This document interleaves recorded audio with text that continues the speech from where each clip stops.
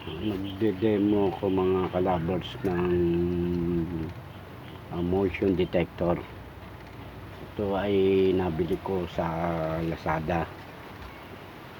Ginagamit ko dito to sa shop ko kasi yung shop ko wala siyang pintuan at mababa yung bakod niya, para kung sakaling may papasok, nag-install ako ng alarm dun sa loob ng bahay ko, na once na may pumasok dito na gumagalaw na object, tutunog siya. Magagamit nyo to guys, para kalabers sa mga masasamang loob, saka safety nyo na rin. Ang pagkakabit nito guys ay ito guys, ito yung easy cord.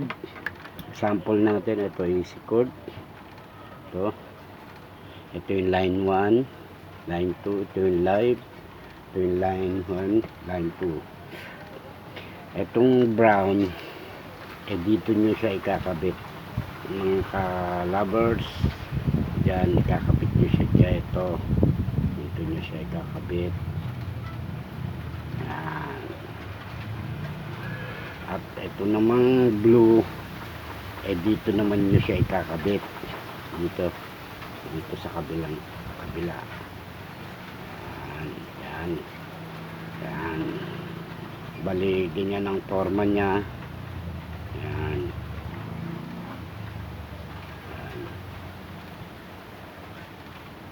Hindi, kasi kinonvert ko to is alarm. Ginamitan ko siya ng 12 volts power supply. Then ito ang line niya, ito yung neutral niya, ito live neutral. Yan. Itong kulay blue na to, dito nyo siya ilalagay dito. Yan, dyan. Lalagay mo siya sa live. Yan. Lagay mo siya dyan. And then itong red na to, itong red na to, dito mo naman siya ilalagay dyan sa neutral. Yan. Then okay na siya. Dito ko nilagay yung alarm na supply ay 12 volts. Ito yung positive, ito yung negative. Ito mga kalabers. Dito once na mabuhay to, tutunog yung alarm kasi magkakaroon na siya ng supply. Example mga kalabers, no, ito pag gumagana na to, iilaw tong indicator na to na kulay green pag may na-detect na siya na motion. Sample mga kalabers, yan, ngayon na umilaw na siya. Yan, then mamamatay siya. Then ayun, imilaw. Yan, mamamatay. Tayo natin mamatay. Well, okay, matagal mamatay. Yan, nag-off na naman yung kulay green na to, kalabers. Yan, pagka nag-motion naman, yan, iilaw na naman siya. Then magkakasupply yung alarm nyo na 12 volts, tutunog siya.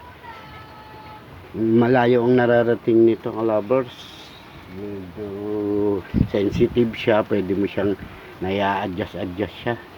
Ito may adjustan siya, may mga mood siya. Pwede siya na matagal siyang tutunog, pwede siya sa madilim, pwede siya sa araw. Ito sa gabi ko lang to siya ginamit.